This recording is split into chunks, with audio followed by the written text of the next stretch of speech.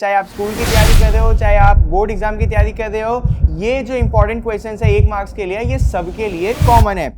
तो केम जो हमारा गुजरात ना कॉमर्स वाला भाई बंधुओं, अभी मैं भी सीख रहा हूँ गुजराती। मैं आपको इस बात की गारंटी देने जा रहा हूँ कि आपके पास 2 सब्जेक्ट है, इको और ओसी, ये दोनों की एग्जाम की तैयारी मैं आपको पूरी करवा दूंगा। जिस तरीके से मैं आपको एग्जाम की तैयारी कर रहा हूं, बस आप उसको फॉलो करते जाओ।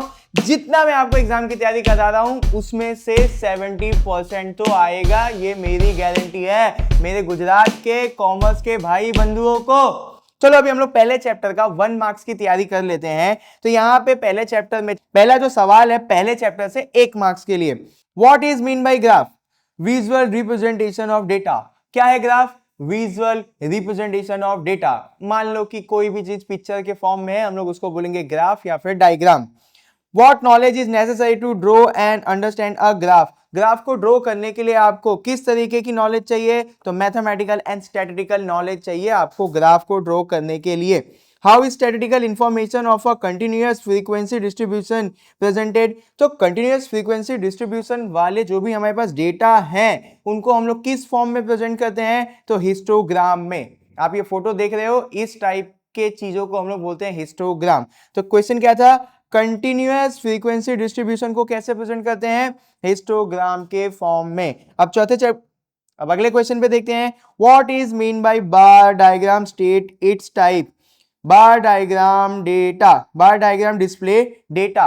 देखो सिंपल सी भाषा में बता दूं तो बार डायग्राम बनाया जाता है 2 चीजों को कंपेयर करने के लिए। यानी कोई भी आपके पास 2 अलग अलग डेटा है, उसको कंपेयर करने के लिए जो हम लोग डायग्राम बनाते हैं, हम लोग उसको बोलते हैं बार डायग्राम। एक वर्ड में कैसे लिखना है वो यहाँ पे मैंने आपको बता दिया। बार डायग्राम के टाइप्स को हमको बताना है। तो सिंपल बार डायग्राम होता है, मल्टीपल बार डायग्राम होता है और सब डिवाइडेड बार डायग्राम होता है। तो ये 3 टाइप के बार डायग्राम देखने को मिलते हैं। For which type of distribution is a graph drawn? Graph किस टाइप के डिस्ट्रीब्यूशन पे ड्रॉ किया जाता है? तो कंटिन्यूअस डिस्ट्रीब्यूशन पे ग्राफ को ड्रॉ किया जाता है। कंटिन्यूअस डिस्ट्रीब्यूशन में भी आप जानते होंगे, अगर नहीं जानते हैं तो मैं बता देता हूं। 0 से 10, 10 से 20, 20 से 30, ये कौन सा डिस्ट्रीब्यूशन है? कंटिन्यूअस डिस्ट्रीब्यूशन है। तो ग्राफ किसके ऊपर ड्रॉ किया जाता है? कंटिन्यूअस डिस्ट्रीब्यूशन के ऊपर।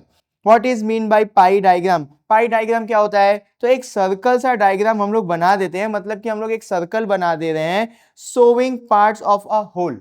एक सर्कल बनाया, उसी के अंदर हमको सारी चीजें देखने को मिलती है, हम उसी को बोलते हैं कौन सा डायग्राम? पाई डायग्राम। यहाँ पे देख लो स्क्रीन पे, इस चीज को हम लोग बोलते हैं पाई diagram. In a bar diagram, we obtain a division among all the bar representing a shared value, shared variable and standard base value. Which type of diagram is known? Subdivided bar diagram. Question ही नहीं समझ में आया होगा। यहाँ पे ऐसा बोल रहा है कि एक मेन डेटा है, उस मेन डेटा से निकलते हुए या उस मेन डेटा को सपोर्ट करते हुए हमारे पास और भी डेटा है। तो ऐसे डेटा के लिए हम लोग कौन से टाइप का डायग्राम बनाएंगे? तो सब डिवाइडेड बार डायग्राम। नहीं समझ में आया?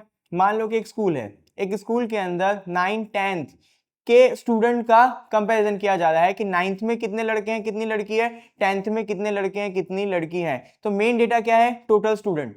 मान लो कि 9th के अंदर 50 स्टूडेंट है और 10th के अंदर भी 50 स्टूडेंट है। 9th के अंदर 20 लड़की हैं, 30 लड़के हैं। 10th के अंदर 25 लड़के हैं, 25 लड़की हैं। तो मेन डेटा क्या था? Total student. उसके सब डेटा क्या थे? कितने लड़की हैं, कितने लड़के हैं। तो जब आपके पास ऐसे टाइप का डायग्राम होगा और आपको कंपेयर करना होगा, तो आप किस टाइप का डायग्राम बनाओगे? तो सब डिवाइडेड बार डायग्राम। और मैंने आपको ऊपर ही बोला था कि बार डायग्राम को बनाया जाता है डेटा को कंपेयर करने के लिए।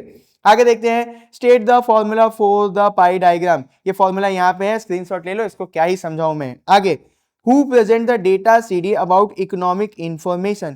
कौन हमें इकोनॉमिक की इंफॉर्मेशन देता है? ये मेन सवाल है। वहां पे CD लिख दिया है तो आप लोग कंफ्यूज मत होना। मेन सवाल ये है कि कौन हमें इकोनॉमिक का डेटा प्रोवाइड करता है?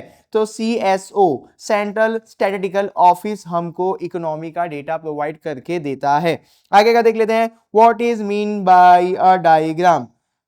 Pictorial presentation of data. Diagram का मतलब क्या होता है? किसी भी डेटा को हम लोग पिक्चर के फॉर्म में प्रेजेंट कर देंगे तो हम लोग उसको क्या बोलेंगे? डायग्राम बोलेंगे। Which tool is essential for processing statistical data?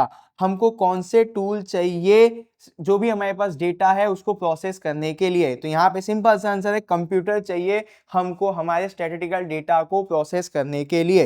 Right the formula for the fraction of the circle. ये क्वेश्चन अलग टाइप से पूछ लिया। यहाँ पे देखो ये वाला जो आपका क्वेश्चन होगा, state the formula for the pi diagram, right the formula for a fraction of the circle. Answer same है बट यहाँ पे क्वेश्चन पूछने का तरीका अलग है, इसीलिए यहाँ पे मैंने लिख के रखा हुआ है। आगे देखते हैं, What is drawn for time based data as well as related data। अगर हम लोगों के पास टाइम बेस्ड डेटा है, मतलब जो भी डेटा है वो टाइम को बता रहा है, तो ऐसे टाइप के लिए हम लोग कौन सा ग्राफ ड्रॉ करते हैं? तो हम लोग ड्रॉ करते हैं लाइन ग्राफ। मान लो कि हम लोगों को हमारे देश के पॉपुलेशन के बारे में बताना है कि 1920 में कितना पॉपुलेशन था, 1950 में कितना पॉपुलेशन था, 1990 में कितना पॉपुलेशन था। तो ये हमारे पास क्या है? टाइम बेस्ड डेटा है। इसको अगर हम लोगों को ग्राफ के फॉर्म में रिप्रेजेंट करना है तो कौन से टाइप का ग्राफ बनाना पड़ेगा? लाइन ग्राफ बनाना पड़ेगा। What is the difference between a discrete and continuous frequency. हम लोगों को डिस्क्रीट और कंटिन्यूअस फ्रीक्वेंसी के बीच का डिफरेंस बताना है। पूछा 1 मार्क्स में है, इसीलिए आंसर छोटा ही रखना है हमको। जो डिस्क्रीट डिस्ट्रीब्यूशन है वो वैल्यू को सेपरेट करता है, जो कंटिन्यूअस डिस्ट्रीब्यूशन वाला डेटा है वो डेटा को कंटिन्यूअस रेंज में करके रखता है। एग्जाम्पल, डिस्क्रीट में 0 से 10, फिर 11 से 20, फिर 21 से 30, ये क्या हो गया आपका? डिस्क्रीट डिस्ट्रीब्यूशन वाला डेटा। ये क्या कर रहा है? डेटा को सेपरेट कर रहा है। अब एग्जाम्पल देख लेते हैं कंटिन्यूअस का। 0 से 10, 10 से 20, 20 से 30, ये डेटा को कंटिन्यूअस फ्रीक्वेंसी में डिस्ट्रीब्यूट कर रहा है। तो यही मेन डिफरेंस है 1 मार्क्स के लिए, इतना ही काफी है आप लोगों के लिए। How is technology helpful to human being. Technology कैसे ह्यूमन बींग के लिए यूजफुल है? कैसा फुद्दू सा सवाल है बट इसका आंसर आपको देना पड़ेगा। टेक्नोलॉजी की वजह से टाइम सेव होता है और एफर्ट यानी एनर्जी भी सेव होती है। तो यहाँ पे मैंने आपको चैप्टर 1 का 1 मार्क्स का पूरा तैयारी करवा दिया है। इतना पढ़ो, इसमें से 70% तो बोर्ड में पूछा जाएगा, ये मेरी गारंटी है।